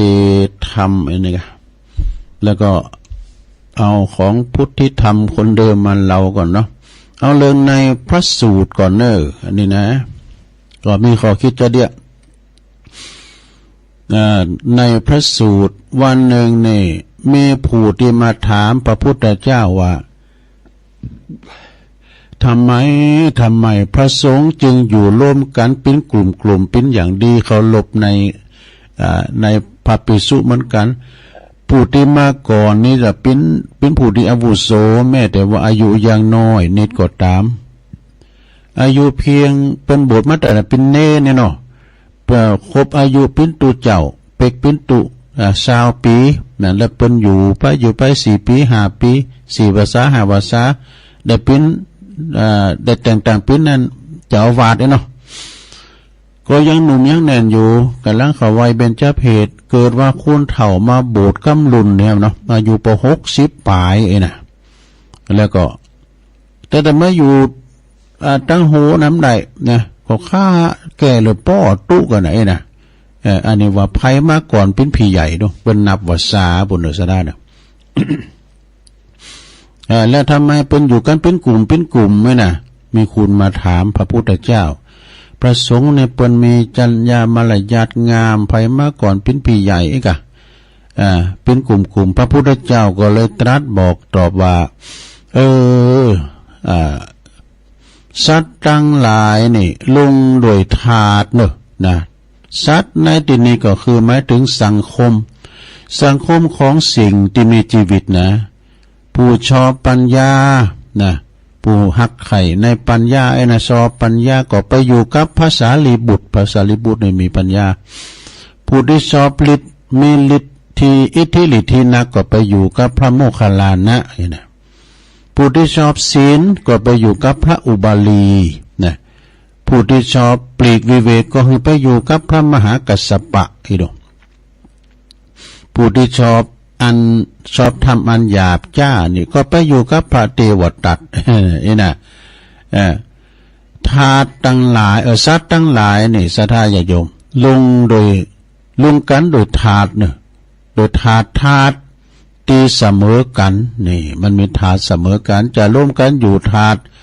อยู่ที่ธาตุตีนี้ก็หมายถึงคุณภาพของจิตเนี่ยอันเกิดจากปรุงแต่งโดยศีลสมาธิปัญญาและวิมุตติธรรมนี่เปิ้นก็อ้างถึงว่านกชนิดเดียวกันนี่จะอยู่ในฝูงเดียวกันนี่คนที่เคยมีบุพกรรมรวมกันก็จะดึงดูดเข้ามาอยู่ใกล้กันแต่กันเนาะเป็นว่าเฮาอยู่ในโลกของพลังงานทุกสรรพสิ่งทุกอย่างแม้แต่วัตถุที่เป็นของแข็งดูเหมือนสงบนิ่งแต่จริงแล้วนี่นะสดามันกำลังเลือนสั่นสะเทือนเลื่อนลั่นอยู่ตลอดเวลาหากว่าเฮาส่องเข้าไปพอในระดับอะตอมนี่อะตอมในแปลว่าสังอะตอมไม่น่าได้ยินบ่อยๆแล้วก็นักวิทยาศาสตร์ได้ปะความจริงข้อนี้แล้วประกาศออกเป็นทฤษฎีเนี่ยทฤษฎีคำวันตอม เป็นฟิสิกส์ไปเขียนเป็นตัวไทยด้วยหรอจะดูอ่านฝรั่งไม่ได้นะซึ่งความจริงนั้นพระพุทธเจ้าทรงค้นพบมาเลยนี่มาแล้วมาเกือบถึง2,000 กว่าปีมาแล้วนะพระพุทธเจ้าเป็นค้นปะก่อนแล้วจึงตรัสไว้ผ่านทางหลักธรรมคำสอนโดยพุทธพจน์ติวาเนี่ยพระพุทธพจน์ติวามอย่างเป็นว่าทุกสรรพสิ่งไม่เที่ยงก็คือวงเล็บอนิจจังเนี่ยอนิจจังไม่เที่ยงแท้แน่นอน แล้วก็ต้องเปลี่ยนแปลงนะคือทุกขังเนี่ยทุกขังแล้วก็ไม่มีตัวตนนะก็คืออนัตตา3อย่างในเป็นเรียกว่า3สภาวะอันนี้เป็นเรียกกันว่ากฎไตรลักษณ์หรือไตรลักษณะนั่นเองนะกฎไตรลักษณ์นี่นะ แล้วก็กฎนี่แหละเป็นบางโซนนะกฎข้อนี้ในบางโซนนักประวัตินักจิตวิทยาก็ค้นพบว่าเขาจึงกล่าวว่าจิตเป็นพลังงานชนิดหนึ่งนะพลังงานจะอยู่ในรูปของคลื่นความถี่เนี่ยคลื่นความถี่เป็นจะคือไว้ก็ที่สั่นสะเทือนนะคลื่นความถี่ที่สั่นสะเทือนอยู่ตลอดซึ่งพอบาหันโดยตาเปล่าแต่หับหู้และก็ใจประโยชน์จากมันได้เช่นคืนโทรศัพท์เนี่ยลงหอมจะหันมันนี่คืนวิทยุก็ห้องก็หันมันคืนแห่งแม่เหล็กกาไฟฟ้ากาเป็นตุ่นบาหันมันนะคืนมันไปจะคือเนี่ยคืนหัวใจเนี่ยเป็นยังวัดใดหรอ ชีวิตทางกายภาพของมนุษย์ประกอบไปด้วยส่วนต่างๆอยู่2ส่วนคือ1 ข้อที่1เป็นว่าหลงส่วนที่เป็นกายภาพสามารถสัมผัสจับต้องได้พอหันได้เรียกว่ากายเนื้อภาษาธรรมะเรียกว่ารูปก็คือตัวตนเขาเนี่ยนะรูป2ส่วนที่เป็นพลังงานสัมผัสถูกต้องบ่ได้เรียกว่ากายในกายในเป็นพลังเรืองแสงพอโดยตาเปล่าบ่หันเด้อหันแล้วเพิ่นก็ว่ากายในดังกล่าวนี่นะจะแทรกอยู่กายในเนี่ยดังกล่าวนี่มันจะแทรกอยู่ในกายเนื้อนะกรรมโบราณเรียกว่ากายทิพย์นะกายทิพย์ต่างพระเป็นเรียกว่านามซึ่งพระพุทธเจ้าทรงอธิบายละเอียดลึกซึ้งลงไปอีกว่านามนั้นประกอบด้วยความหูซึกในปัญญาพองคือเวทนา ความหูซึกเขาเจ็บป่วยนอนนั่งมึนก้าเนี่ยเขาภาวนามึนเนี่ยโตเวทนาเฮ้ยนะเจ็บหัวเข่าแข้งขาก็เลยว่าเวทนาแล้วก็ความจำนี่เหรอคือสัญญา สัญญาไม่แน่นอนคือความจำได้หมายรู้มันคือความจำความคิดก็คือสังขารนะแล้วก็ความรับรู้คือวิญญาณนี่นะสระข้อดีของสัจธรรมก็คือเป็นกฎของธรรมชาติตีหือผลเป็นจริงอยู่เหนือกาลเวลาและก็มาปรับใจได้ทุกยุคทุกสมัยเนี่ยเพราะว่าเคยสงสัยพองเกิดว่าทำไมในชีวิตประจำวันเฮาต้องมาพบปะมาทำงานรวมกันกับคุณนี่ซึ่งเฮาก็บางทีก็เป็นเจ้านายเฮาพองบางทีก็เป็นลูกน้องบางทีก็เป็นแฟนเป็นกูแค้นเป็นเพื่อนร่วมงานกันมาเนี่ยยิ่งมาปะกันเนี่ยนะเคยสงสัยไหมว่านะทำไมในชีวิตประจำวันนี้เฮาต้องมาพบเจอมารวมงานรวมการกับคนนี้เองนะหรือว่าเพราะว่าหรือไผก็ตามได้ทั้งตีเฮาในบ่ได้ฮู้จักชอบหน้าเขาสักเท่าใดนะนั่นแหละก็คือเพราะเฮายังมีกายเพราะว่ามีกายภายในที่เป็นพลังงานสั่นสะเทือนอยู่ในระดับเดียวกันนี่คนที่มีระดับพลังงานเดียวกันจะถูกดึงดูดเข้ามาอยู่รวมกันนะเหมือนกับนกที่มีสายพันธุ์เดียวกันนี่ก็จะอยู่ในฝูงเดียวกันบินไปไหนมาไหนก็เป็นพวกเดียวกันนะไปตัวกันบินไปตัวกันเป็นฝูงนะเป็นหมู่เป็นจุ่มกันนี่นะเฮาก็บ่เคยหันว่าอีกาเนี่ยมันจะบินรวมกับหงส์ได้ มันจะไปศูนย์แต่มีเหมือนกันเพลงนะกากับนกยุงเนาะเฮาก็บ่เคยหันว่าอีกาเนี่ยมันจะบินรวมกับหงส์แล้วก็อีแล้งมันจะบินกับนกอินทรีเนี่ยมันคนละเผ่าพันธุ์กันมันคนนกบินเหมือนกันแต่ว่ามันถาดเหมือนกันนี่กันเนาะนั่นก็เพราะว่านกชนิดเดียวกันมันจะอยู่ในฝูงเดียวกันเท่านั้นฉะนั้นนะตราบได้ตีพลังงานในตัวเฮาเนี่ยยังบ่เปลี่ยนระดับความถี่ที่สั่นสะเทือนเฮาก็จะต้องพบปะเจอกับบุคคลเหล่านี้อยู่ล่ำไปเนี่ยแล้วก็วิธีการสลัดตนให้หลุดพ้นจากคนที่เฮาบ่ชอบนั้นก็บ่ใจการนินทาอย่างนั้นเนาะบ่ชอบนั้นบ่ใจการนินทาแล้วก็บ่ใจการพยายามเปลี่ยนคนอื่นนี่แต่เฮาก็จะต้องเปลี่ยนตัวเองจากภายในคือระดับพลังงานต้องยกมันขึ้นอยู่ในระดับที่สูงขึ้นไปเหนือกว่าพลังงานของคุณที่เฮาบ่ชอบนี่นะเริ่มเพราะว่าโดยเริ่มต้นจากความอยากเปลี่ยนแปลงในทางที่ดีนะไปในทางที่ดีความรู้สึกถ้าเฮามันตรวจสอบความรู้สึกรู้จักฝึกควบคุมอารมณ์ของตัวเอง เป็นคนที่มีความรู้สึกดีได้มากที่สุดยิ้มแย้มแจ่มใสจิตใจเมตตาเนอะลงเนอะมียิ้มแย้มแจ่มใสมีจิตใจเมตตาบ่จับกลุ่มนินทาบ่เล่าขวัญภัยนะเลิกเสพข่าวร้ายนะไปพอเด้ออันข่าวร้ายแต่ก็เป็นข่าวปลอมก็ไม่ลงนะมีความสำนึกฮู้คุณต่อทุกสรรพสิ่งไปวัดก่อนนั่งสมาธิหักษาศีลออกกำลังกายอยู่เสมอนะในชีวิตประจำวันเนาะในที่สุดเมื่อระดับพลังงานสูงพอเฮาก็จะบะมีทางพบเจอคนเหล่านี้ได้อีกเนี่ยที่เฮาสอบนะแต่จะเปลี่ยนไปเจอคนที่มีระดับพลังงานเดียวกันกับเฮานี่เป็นว่าปรากฏการณ์ที่เกิดขึ้นนี่คือนี่ก็นักวิทยาศาสตร์สมัยใหม่บอกว่าเกิดขึ้นเพราะพลังจิตใต้สำนึกปลดปล่อยพลังงานสั่นสะเทือนออกไปโดยอัตโนมัติอยู่ตลอดเวลาแบบที่เฮาเองก็บ่ฮู้โตพวกเขาเรียกมันว่ากฎแห่งแรงดึงดูดนี่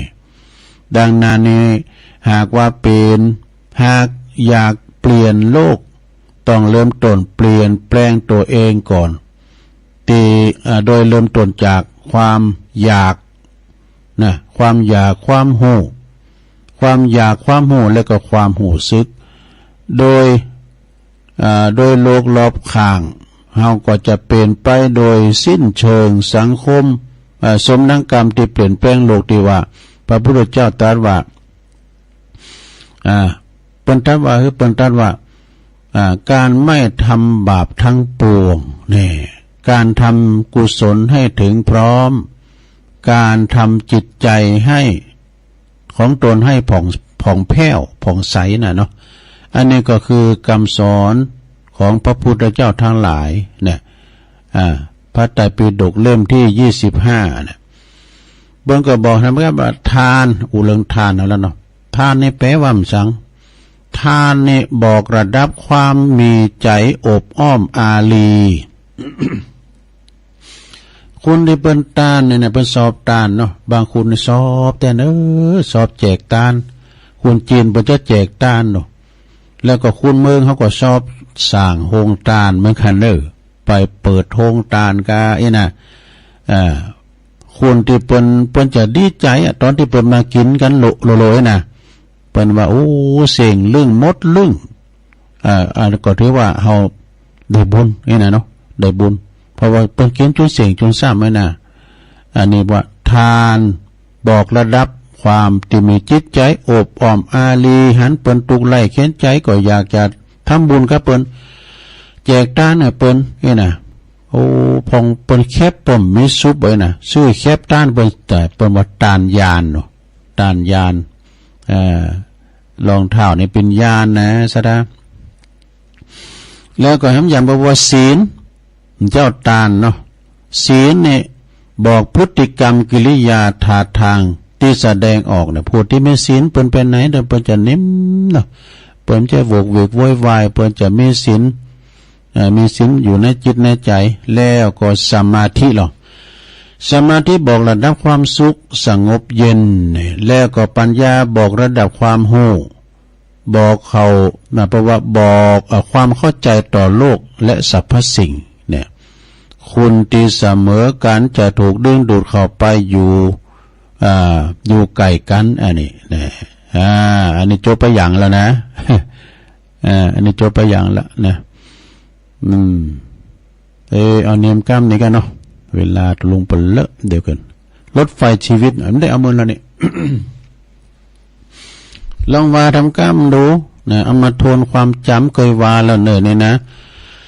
รถไฟชีวิตเนี่ยมีสถานีเริ่มต้นมีเส้นทางเดินรถอาจพบเจอกับอุบัติเหตุแล้วก็มีสถานีปลายทางนี่ในวันที่เฮาเกิดมาเนี่ยปอและแม่ปิ้นผู้ที่มอบรถตัวรถนะมอบตัวรถตีบ้านใดบอกสถานีปลายทางให้แก่เฮาแต่ไปถึงไหนนะท่านจะไปลงที่ไหนจะขึ้นที่ไหนจะลงที่ไหนเนี่ยเปิ้นบอกนะเอาตัวรถไปนะเฮา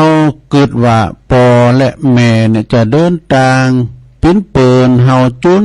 สุดเส้นทางแต่ถ้าว่าปอกับแม่อาจจะลุ่งที่สถานีใดสถานีหนึ่งนะที่เหลือนั้นก็มีเพียงตัวเฮาเองที่จะต้องเดินทางต่อไปนี่พอจะลุ่งสถานีไหนบ่ฮู้นี่หัวลำโพงบุญยะรถไฟชีวิตนะระวังตั้งในลงเนอะระวังตั้งในเฮาจะได้พบเจอกับนักท่องเที่ยวคนที่สำคัญในชีวิตของเขาก็คือญาติพี่น้องมิตรเกี่ยวสหายคำสามีภรรยาและบุตรหลานอีกหลายอันเป็นที่หักของเฮาน่ะขึ้นด้วยกันไปดอกขึ้นรถไฟด้วยกันบ่ดอกบุญเส้นทางนั้นบัสสถานีใดก็สถานีหนึ่งเนอะที่เขาตั้งหลายดีก็จะต้องลงจากขบวนรถนะอย่างที่บ่มีวันกลับขึ้นมานั่งรถอีกตลอดไปอย่าซะนะเข้าใจเหรอเข้าใจแต่บางครั้งเนี่ยเฮาอาจจะบ่ฮู้สึกโดยซ้ำว่าเขาตั้งหลายนี่ลงจากรถไปให้หมดใดนะโอ้ คนนั้นมันนั่งข้างห้องนี้ได้มันหายไปเมื่อใดมันลุงไปให้ย่ำใดน่ะก็คือหมายความว่าตายจากกันนะเราเนอะโอ้ง่ายๆนะรถไฟเนี่ยมันก็คือเขาอยู่นะขบวนรถไฟด้วยกันนะแต่พอจะลุ่งสถานีไหนบ่ฮู้นี่แล้วเขาจะลุ่งสถานีปลายทางนี่ตังใดเขาเนี่ยเก็บตังปลายทางอ่ะเนี่ยแล้วก็สถานีไหนในบนเส้นทางนี้เต็มไปด้วยเสียงเพลงเสียงโห่ร้องเสียงร้องไห้เสียงคร่ำครวญเนี่ยมันมีสัปปะในขบวนรถนะพ้องก่อไห้พ้องก่อไข่โห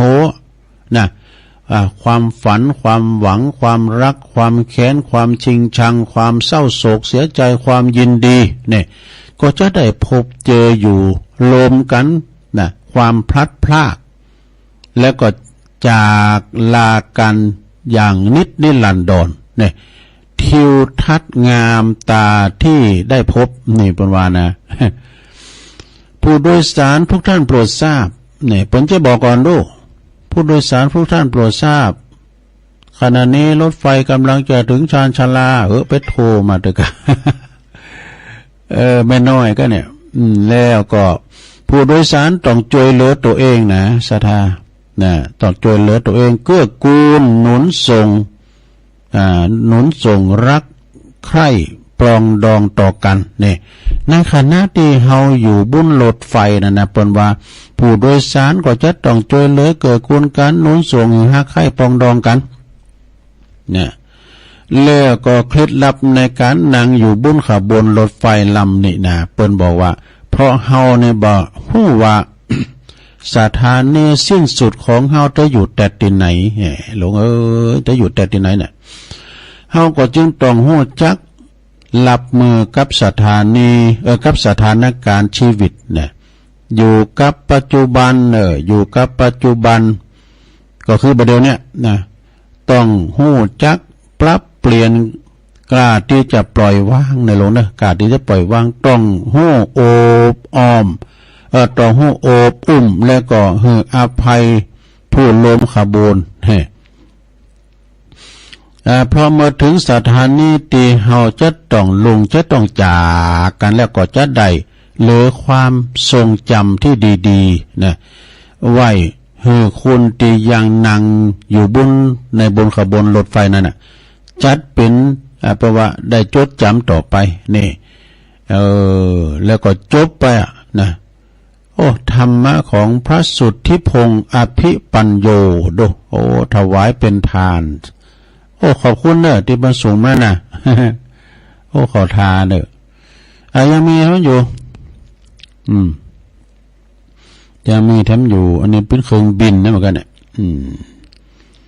โอ้มีหลายอยู่ในโรงเนอะมีหลายอยู่เปิ้นถึงสูงมากพอด้วยซะนะเอาพุทธิธรรมคนเดิมเอามาเล่าสู่จู้กันฟังนะโลงเนาะวันนี้นี่สดาญาติโยมเป็นวันเสาร์เนอะวันเสาร์บึดแรงก็มาอยู่นะพุกแรงนะบึดตอนหัวค่ำ6 โมงเราเกิดมาก็ต้องรู้ตัวว่าต้องถูกนินทาแน่นอนนี่แล้วก็เป็นว่าดังนั้นเมื่อเฮาถูกนินทาก็ขอเอาว่าเฮามาถูกตั้งแล้วเปลี่ยนว่าเรายังมีตัวตนอยู่บนโลกนี่ถูกนินทานะนัตติโลเกอนินทิโตคนไม่ถูกนินทาไม่มีในโลกบางเวลาเฮาก็ต้องดูแลตัวเองอย่ามัวแต่ขอให้คนอื่นมาดูแลเฮาบ่มีไผที่จะมาเข้าใจเฮาเฮาก็ต้องเข้าใจตัวเองนะลงนะเข้าใจตัวเองบ่มีไผปลอบเฮาก็ต้องปลอบตัวเองบ่มีไผหักก็แค่ว่ากลับมาหักตัวเองของขวัญที่ดีที่สุดคือการได้หันตัวเองมีความสุขนั่นเองนะแล้วก็ตัดบางสิ่งบางอย่างตีบัดจำเป็นออกจากชีวิตไปไปพองแล้วก็บัดต้องหนักไอ้น่ะคือว่าบัดต้องหนักทุกสิ่งนี้บัดต้องหนัก ทุกอย่างอยู่แบบเรียบง่ายแค่นี้แหละสบายใจดีนี่นะขอคิดนะบางคนมีโอกาสนะโยมนะบางคนนั้นมีโอกาสแต่ขาดความรู้ มีโอกาสแต่ขาดความรู้ทั้งหมดบางคนมีเส้นทางหรูแต่บ่สู่ปัญหาเนี่ยมันสู่ปัญหาเนี่ยบางคนวางอนาคตแต่หมดปัญญาได้แต่บางคนยิงขวายคว้าก็ยิงหนีไกลว่ะนั่นแต่บางคนลำโรยนะบางคนลำโรยแต่ก็บ่เคยจวยคุณนี่บางคนก็โคตรจนแต่ก็ไม่เคยจนน้ำใจนั่นมันเป็นคนอย่างนะซะนะจะไปจนน้ำใจบางคนตุกไล่เข็นใจนะแล้วก็ทำบุญเอาแต่ในเป็นเรียกว่าเศรษฐีน้ำใจน้ำใจบานแรงแค้นบางคนทุ่มบางคนทุ่มหมดเมื่อคบไผแต่จนท่องจำไว้ว่าเต็มตีได้กับคนแค่บางคนนี่อย่าไปอิจฉาอย่าไปอิจฉาไผเลยอย่าไปอิจฉาไผเลยเฮาเคยเพียงด่านเฮาเคยหันเพียงด่านเดียวของเขาน่ะเฮาต่างมีมุมไม่โอเคเท่านั้น ทุกคนก็ต้องหันมุมดีมันโอเคตัวเองของตัวเองอันไปคนอื่นหันรวมกันทั้งตัวเราเองบ่เคยเพราะว่าบ่มีกรรมที่ว่าบังเอิญเมื่อถึงเวลามันจะมาหาเองครับดูอันนี้การปลูกฝังอันนี้ว่าไปแล้วเนาะสาธุว่าไปแล้วอันนี้ก็เป็นกรรมอันนี้ศรัทธาญาติโยมเป็นกรรมต่างๆที่ขุดมาจากอินเทอร์เน็ตพองกาให้ศรัทธาได้ฟังกันไปเนาะแล้วก็อันนี้เอาการนอนรับไปกรรมนี่ก็ยาวก็มียาวไปอยู่ของเงินเมตตาธรรมหลวงปู่พระครูสันติเจติยากรวัดเกตกาลามนี่ก็ของวัดเกตกาลามเหมือนกันเป็นว่านะหลวงพ่อคนจีนเป็นมาเมืองไทยเนี่ยเป็นเจ้าโสเจ้าโสก็คือมาค้ามาเป็นมหาเศรษฐีนะคนลาวมาอยู่เมืองไทยเงินเหลือส่งบ้านคนเมียนมาพม่าเนี่ยมาอยู่เมืองไทยเป็นว่าเป็นเจ้าของแผงกาดในตลาดนะอยู่แผงตลาดเป็นคักนู่เป็นคักเป็นมันแล้วก็คนมาเลเซียเป็นมาอยู่เมืองไทยเปิดร้านขายอาหารไต่และคนคเมรอย่างขยันขายค้าขายเก็บเหล็กผสมน้อยโห่กาของเงินและความตุกความอยากจากภัยสงครามแป๊บเดียวเป็นเจ้าของร้านกาขายในโรงเกลือขยายไปทั่วประเทศไทยแอบรวยเงียบลูกเกิดในไทยเห็นหอการค้ามหาลัยรังสิตดูคนไทยเจ้าของประเทศนางด่ารัฐบาล นางด่ารัฐบาลแล้วบัดจวยเหลวบนจะอดตายประชากรบางประชากรบางเกิดเก่า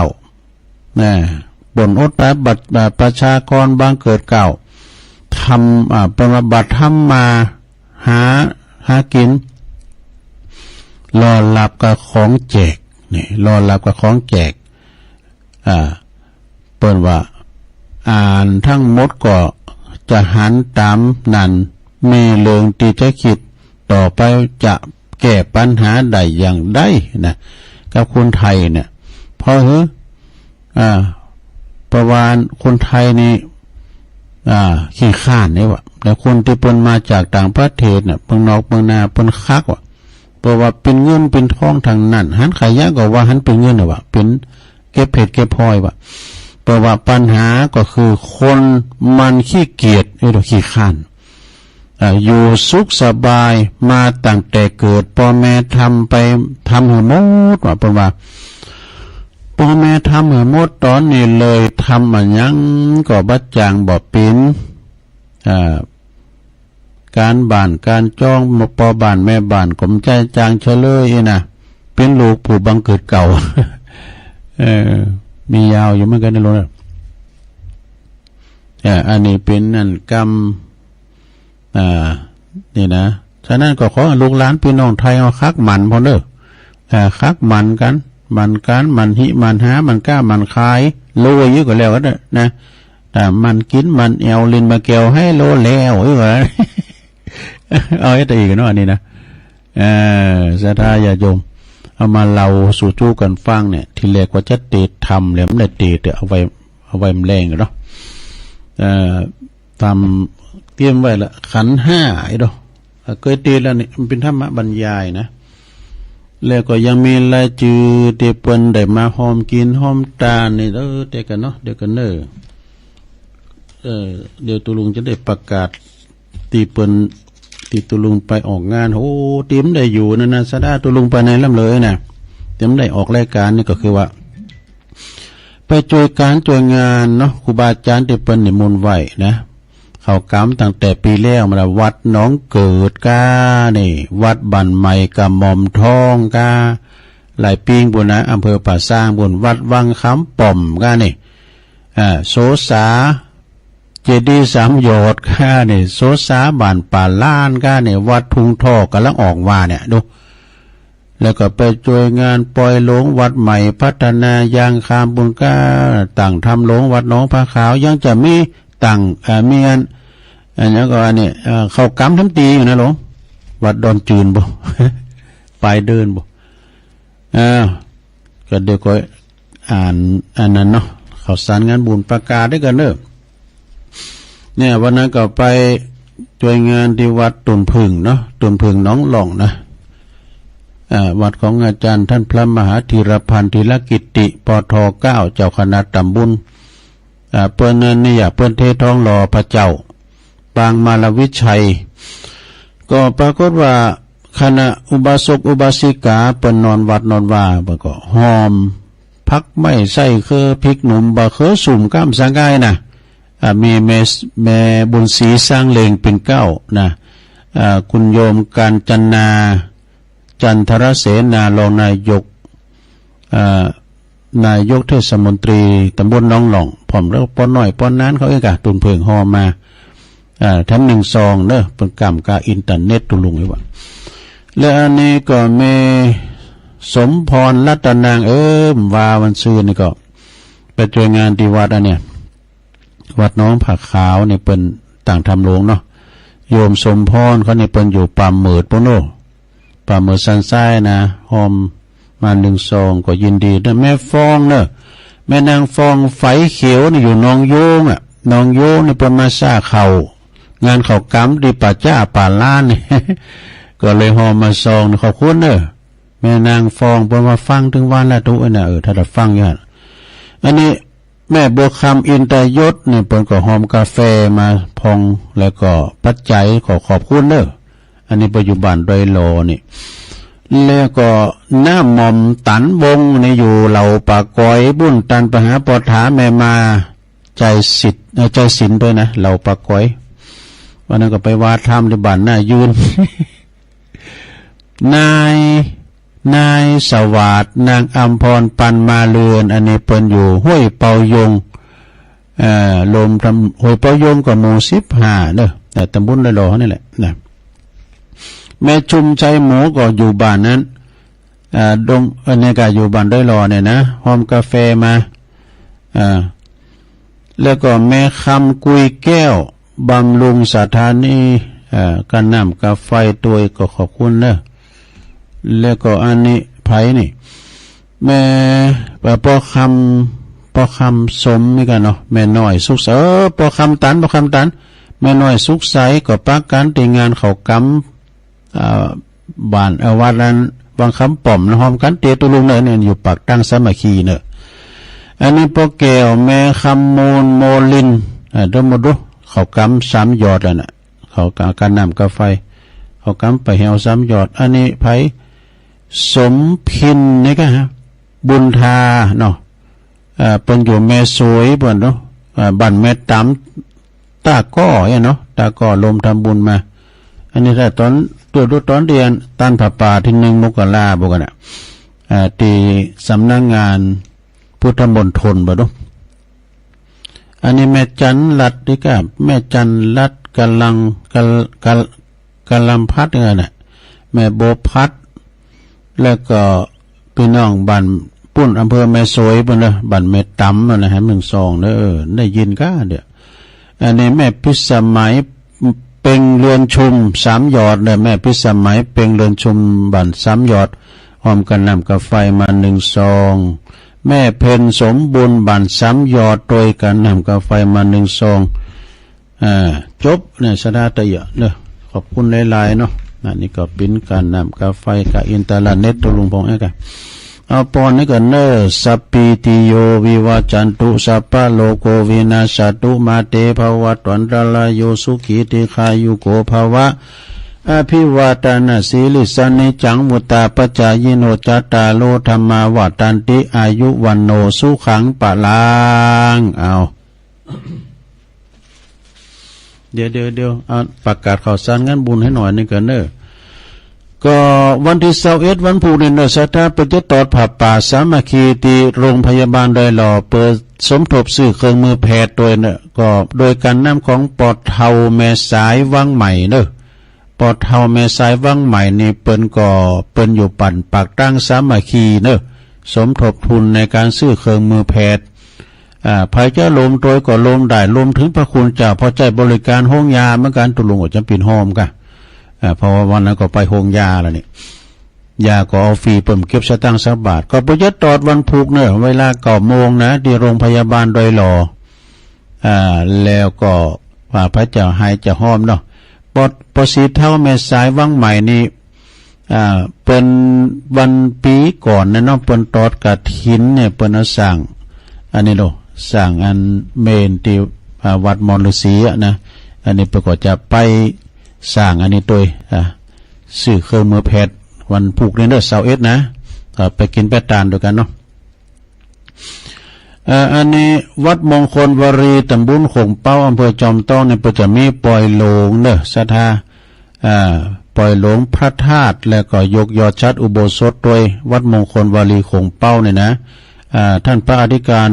วุฒิประภาโสครูบาบุญกรรมเด้อเจ้าวัดมงคลวลีแล้วก็วันที่29 มกราถึง3 กุมภาพันธ์ของงานเข้ากรรมนะวัดดอนชื่นเด้อวัดดอนชื่นในตำบลเดียวกันเนี่ยนะ29 มกราถึง3 กุมภาพันธ์ที่วัดดอนชื่นเพิ่นจะเข้ากรรมนะฮะวันที่25นี้ก็เพิ่นจะแห่พระเจ้าขึ้นซุ่มเด้อที่วัดตาตุงนะพาสุก็โทรมาขอเอาตุลุงขึ้นติดงานนี่แล้วเด้อก็ไปช่วยจะร้องบ่นะตุนเนาะตุน25นี่มันได้ไปเด้อเนอะไปติดงานที่เหล่ายาวไต่ตัวนะก็ไปช่วยงานเดินหน้าไปก่อนเนาะปล่อยลงก่อนที่ยกการพาขึ้นสุ่มนี่ได้ไปตัวเนอะตุนเนอะวันที่24 25 มกราประเพณีไม่นะ24 25 มกราในประเพณีส่งน้ำพระธาตุประจำปีที่วัดเหล่ายาวใต้อำเภอบ้านโฮ่งเนอะเปิดจะมีการส่งน้ำพระธาตุเปิดก็จะมีการเจริญพระพุทธมนต์กันอย่างเองกะในพิธีสงฆ์แล้วก็เปิดจะมีแข่งขันเปตองโดยมีแข่งขันเปตองแล้วก็ที่ลืมไม่ได้ก็คือเป็นแข่งขันลาบจีนว่าดู7 ทีมด้วยกันนะลาบแล้วก็มาเล่นกันฮะไปแข่งขันลาบจีนโดยแล้วเปิ้นตุลุงเป็นผู้ที่ตัดสินจิ้มให้กูทีมได้คุ้มมวยว่าลิ้นได้เนอะแต่แข่งขันลาบจีนนี่มีแต่ที่วันลอยยอดไต่เนอะวันเดิน4 ปิ้งเนี่ยนะ13-14 กุมภาพันธ์ในของงานประเพณีประจำปีเนอะแล้วก็สนน้ำพระเจ้าทันใจโดยสนน้ำพระธาตุโดยที่วัดป่าต้องคันธารามตำบลตาตุ่มเนอะ อันนี้ก็ปะกันอยู่วันที่13-14กุมภานะเดือนหน้า23ถึง25ปล่อยหลงตาตุ่มเด้อกุมภานะ23-24-25กุมภาเนี่ยก็ไปช่วยบวนตุนตุนวันที่25นี่ไม่ได้ไปแต่งานประจำปีเป็นมีเนาะงานบำเพ็ญกุศลศพเนาะหลวงพ่อติ๊บจารุวันโนนะพวกนี้เปิ้นจัดประชุมเพลิงศพนะที่วัดเหล่าเป่าของตุลุงติ๊บนะที่วัดเหล่าเป่าแล้วก็อันนี้ทำงานในงานปล่อยหลงเหมือนกันห้องโคห้องน้ำ ที่วัดสายมูลตำบลแม่กล้าเขตหนึ่งเด้อในเมตตาท่านอาจารย์พระครูสังวรศิลาภิลักษ์เพิ่นจะมีงานปล่อยหลงวันที่2นี่ก็จะได้ไปสวดมนต์ด้วยเพิ่นนะกุมภานะเดือนหน้าเนาะเดือนหน้านี่เด้อไปกินไปทานด้วยกันเด้อหลวงพ่อท่านพระครูเพิ่นก็ออกวิทยุนะทุกวันจันทร์วันที่2 3 4นะแล้วก็อันนี้ก็วัดอันปุณเนอร์เพิ่นจะมีงานนะวัดบรรพตสถิตนี่เพิ่นจะมีงานจะหลองตราตั้งเจ้าคณะอำเภอวังเหนือด้วยแล้วก็จะหลองคำสั่งแต่งตั้งผู้อำนวยการวิทยาลัยสงฆ์นครลำปางโดยพร้อมกับฉลองเสนาสนะภายในวัดโดยวันที่27-28เด้อตั้งสายเฮาใน28เพิ่นจะไปกันเด้อที่วัดบรรพตสถิตอำเภอเมืองลำปางพุ่นนะจังหวัดลำปางพุ่นเนาะแล้วก็อันนี้วัดม่อนห้วยแก้วเพิ่นก็จะมีงานปล่อยหลวงวิหารหลวงเปิ้นเด้อ3-4-5วันที่3กับพุทธาภิเษกที่วัดอาจารย์สมหวังเด้อในวันที่วันที่3-4-5เด้อกุมภาเดือนหน้านี่นะแล้วอันนี้หนองลั่วไก่อยู่เนี่ย25มันก็เดือนกุมภาเนี่ยเป็นวันเดือนหาปิงเนี่ยนะตุปีบอนก็นิมนต์ไว้เหมือนกันหนองลั่วอำเภอได้หล่อนี่แหละแล้วก็มีแล้วก็ฮะแต่เต็มมันก็ตกหล่นไปนะมื่นแล้วเนี่ยไม่ได้ออกรายการนะสันเตยก็ตกหล่นไปพงเด็ดตักต่างลายกันเนาะโอ้ก็มีศรัทธาญาติโยมเนาะก็ที่เปิ้นตักมาต่างลายขอบคุณเด้ออันนี้ก็แม่ยายจันเรือนใสเวงตาการโดยอาจารย์สมุทรวิศวัตรวรกิจโจโดยเจ้าของผู้อำนวยการสถานีและก็มีโยมกรกำมลจากบ้านนั้นโดยนั้นพัฒนาน้องหานสันทรายโดยบรรจงกันทวงนำดิบเนอเนอะฟังอยู่เนอนะแม่ครูทองคำที่วงคำนะปุ่นเสาหินสีโบบานแม่ครูเกษณีโดยพงตั้งมั่นตัวลุงพงเนอะตัวปีพงลุงเลินพรมมาแบนอันนี้เป็นตื่นนอนเราก็ฟังไอ้เราอยู่บ้านป่าเบาะก็งามแม่แดงอัมพรจากเต็นดอกไม้ตัวแล้วก็อันนี้จากโบกก้างสันกำแพงแม่สลินทิพย์คุณแม่สลินทิพย์บุญเลิศด้วยเนาะ แล้วก็แม่สุทัศน์ดีมูลเรเนอร์แล้วก็โยมยุพินหอมมาลาไปหน่อยฟังจากแม่หยวกชัดเจนดีฟ้าหินก็ชัดเจนดีแม่เดินเพนทิมวางเนอฟังอยู่เนอน้องหานำบ่อลงเนาะบุญส่งจากลำปางแล้วก็แก่เก่ามาทำแล้วฟังอยู่เนอครับเนี่ยปลงสุเมธเนออินตะแก้วจากสันกำแพงแม่ชีกันทนีสายยะเนอเวงป่าเป่าแม่น้องโดยพุทธิธรรมคนเดิมนี่จบเท่าเอียนะอันตักตังลายต่อไปก็จะได้เปิดสายได้สักหน่อยอยู่ก็ฮะเนาะพระจะโทรมาตักตายสักหน่อยก็โทรมาแรงบึ้ก็6 โมงก็มาอยู่นะ6 โมงนี่ก็6 โมงถึง2 ทุ่มวันนี้ไม่ได้ไปไหนวันพุธวันจันทร์ก็บ่าย3 โมงนะวันจันทร์นี่